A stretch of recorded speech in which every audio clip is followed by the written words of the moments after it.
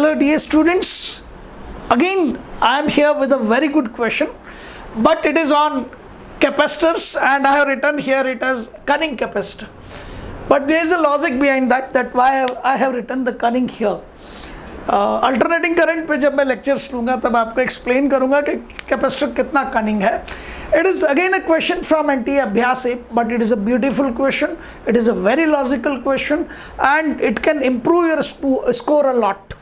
ये वो क्वेश्चन है जो आपके स्कोर में काफ़ी इंप्रूवमेंट लेके आते हैं बिकॉज ऑफ द फैक्ट कि ये सामान्य बच्चे जो नॉर्मल स्टूडेंट्स हैं those are not able to do that, या करते भी हैं तो गलत करते हैं. तो those people are getting -1 and you will get the 4, a big difference. चलिए, तो you are viewing circuit. There is a capacitor of 10 microfarad, another one is also of 10 microfarad. This is a grounded point, another one is ground also, but it is via the switch is S. Many time key will be there, key K you can say, or switch S. This is a 4-volt battery. It is again an ideal battery, no internal resistance. The question is work done by the battery when switch S is closed. तो पहले question की theme को समझिए यार. आपका question कहता है work done by the battery when switch S is closed. अब बैटरी करती क्या है पहले ये बताइए. तो बैटरी इस पूरे सर्किट में इन कैपेसिटर्स को चार्ज करने का काम करती है, ठीक है. और वो जो चार्ज सप्लाई करती है that charge is through a potential difference. तो आप जिस पोटेंशियल डिफरेंस के थ्रू आप चार्ज सप्लाई करते हो, if you are multiplying that supplied charge with the potential difference you will get the work done. आ गई मेरी बात समझ में. हमने W equals to Q into V एक ऐसा फॉर्मूला है जो right from the beginning of electrostatics काफी यूज किया है. Here Q is the charge supplied and V is the potential difference through which the charge is supplied. तो मैं इस फॉर्मूले का यूज करूंगा. आपको ये क्लियर हो गया होगा. तो मैं इस समय से यहाँ से रिमूव कर रहा हूँ वरना वो बोर्ड का सारा जो है लुक है उसको खराब करता है. अब मैं क्या करता हूँ, पहले स्विच S ओपन है, समझ आया. केस फर्स्ट में इसको डील कर लेते हैं. तो ये मीनिंग ही नहीं है, यहाँ से मैं हटा देता हूँ, इसको भी इस समय हटा देता हूँ. ये कंडीशन है एंड मुझे पता है दैट इसने कुछ किया नहीं हुआ है. ग्राउंड की वजह से यहाँ क्या है 0 वोल्ट है. You view that the charge flow will be like this, and when charge will flow from here to here, there is no division of charge, means C1 and C2 both are connected in series. ठीक है, 10 microfarad series में connected है. और मैंने आपको कह रखा है कई बार कि जब भी कैपेसिटर से डील करें ये ध्यान रखें कि सीरीज कॉम्बिनेशन का फॉर्मूला क्या है, because it is just opposite to that on resistance. So I can say case first में, ठीक है, यहां से देखते हैं सारे केस फर्स्ट इस जगह पे. तो आप देखेंगे कि before closing of the switch S battery कितना चार्ज सप्लाई करती है. तो Q initial, I call it as Q initial, it will be equals to C equivalent. 10 and 10 in series, so it will be 5 microfarad. C equivalent will be equals to C1 C2 divided by what? C1 plus C2. It is a series combination, so it is going to be as 5 microfarad. 4 volt is the potential difference. Charge जो supply होगा that will be, it is in microfarad. अब क्या करते हैं student, यहाँ unnecessary into 10⁻⁻6 लिखेंगे, ठीक है, टाइम खराब होता है उससे यार, और कुछ नहीं. आपके पास यदि उठा के कैपेसिटेंस माइक्रोफैरड में आ रहा है ना, तो चार्ज आपका अपने आप माइक्रोकूलम में आ जाएगा. इन चीज़ों को सीखिएगा आप, है ना. ये यहाँ ज़बरदस्ती में 5 इंटू 10⁻⁻6 लिख के फिर जूल ला के ये काम खराब मत कीजिएगा, टाइम खराब मत कीजिएगा. ओके, चलिए. So initial charge supplied by the battery is 20 microcoulomb.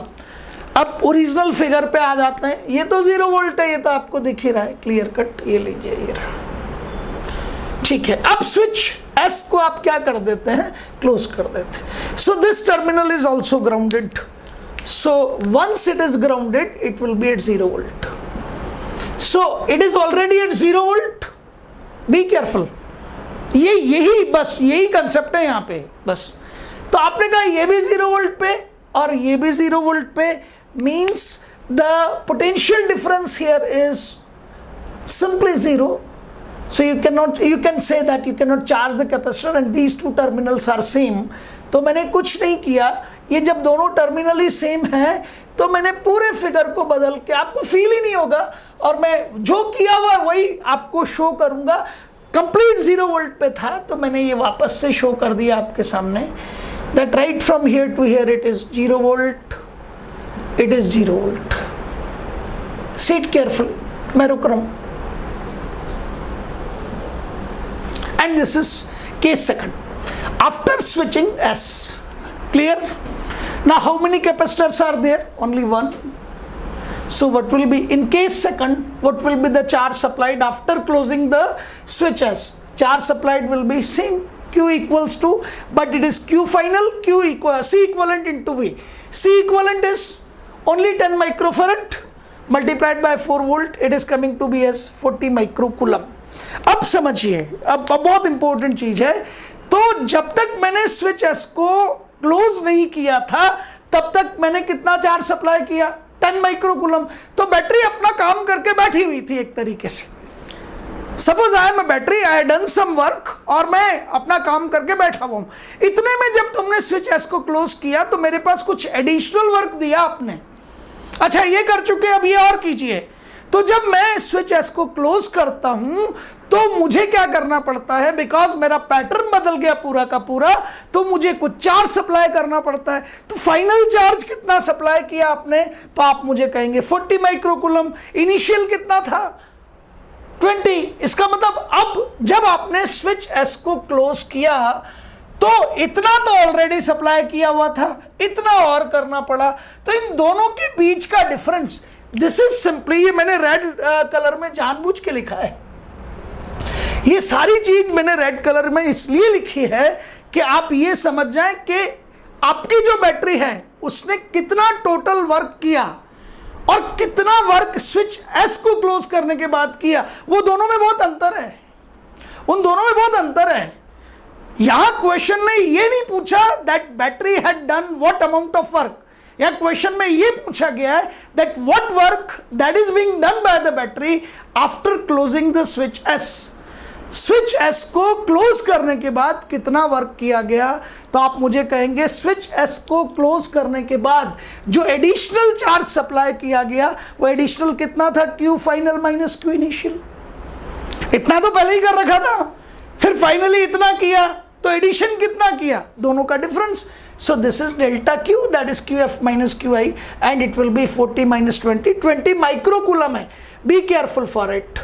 This is 20 microcoulomb. Question हो गया आपका, बचा ही नहीं। यस, ये जितने भी लोगों ने आवाज आ रही है ना इनकी, ये बिल्कुल ठीक कर रहे हैं, क्योंकि अब करना है। This is the additional charge. Work done का फॉर्मूला मैंने बताया ही था आपको, तो work done will be equals to Q into V।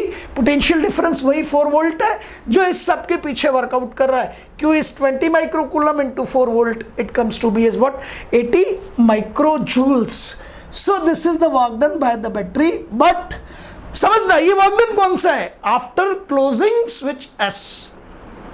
समझ आ गया आपको सबको? After closing switch S. तो अब इस क्वेश्चन में आपने क्या क्या लर्न आउट किया, ये बहुत इंपॉर्टेंट है। एक तो आपने इधर ओरिजिनल उस पर चलता हूं, ध्यान से देखिएगा। So it was already going out to be S. Be careful dear students, मैं वापस वहां पहुंचता हूं। ये आपका ग्राउंडेड पॉइंट था। यस और नो में आवाज आती रहे मुझे। यस, ठीक है। अच्छा, यहां से यहां तक मैंने एक कैपेसिटर और अप्लाई किया था, that was of what? 10 microfarad. Agreed. और यहां आपके पास में ये टर्मिनल जो है, ये terminal via the switch S ground हो रहा था, and this was S only return. Agreed. वापस पहुंच गए वहीं, ठीक। अब आपने वॉच आउट किया कि इनिशियल लेवल पे there were 2 capacitors and battery was charging them. Finally जब आपने स्विच एस को क्लोज कर दिया, स्विच एस को क्लोज कर दिया, तो battery is charging simply 1 capacitor, and difference of the charge you are finding, and difference of charge multiplied by the potential difference, it is the work done that you are calculating there. समझ आ गया सबको? ये वो questions हैं dear students जो आपको आगे लेके चलते हैं। मैं कोशिश करता रहूँगा क्रेडिट जी पे कि आपको इस तरह के बेहतरीन क्वेश्चन NTA अभ्यास ऐप से छांटूँ और आपके सामने ला के देता रहूँ। लेकिन तब तक आप एक काम करते रहिए, मुस्कुराइए और पढ़ते रहिए, क्योंकि जब तक पढ़ेंगे नहीं ना तब तक काम बनेगा नहीं। पढ़ना बहुत ज़रूरी है, ठीक है। एक ही चीज़ काम आएगी, फिर कह रहा हूँ अभी रोज खबर आती है एनटीए जो है वो नीट को खिसका सकता है, कैंसिल कर सकता है, पोस्टपोन कर सकता है, एनटीए जेईई मेंस के साथ ऐसा कर सकता है, सीबीएसई के साथ ऐसा होगा। लेकिन ये सब चीज़ें किनको इफेक्ट करती हैं, किनको डिस्ट्रैक्ट करती हैं? ये सारी चीज़ें सिर्फ फुलिशेस को, मूर्ख लोगों को डिस्ट्रैक्ट कर सकती हैं।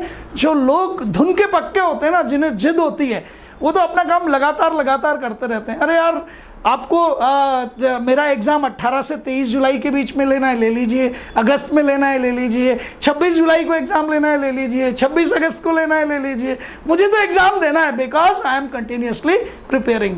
सो be ready to give the examination. Goodbye, thank you.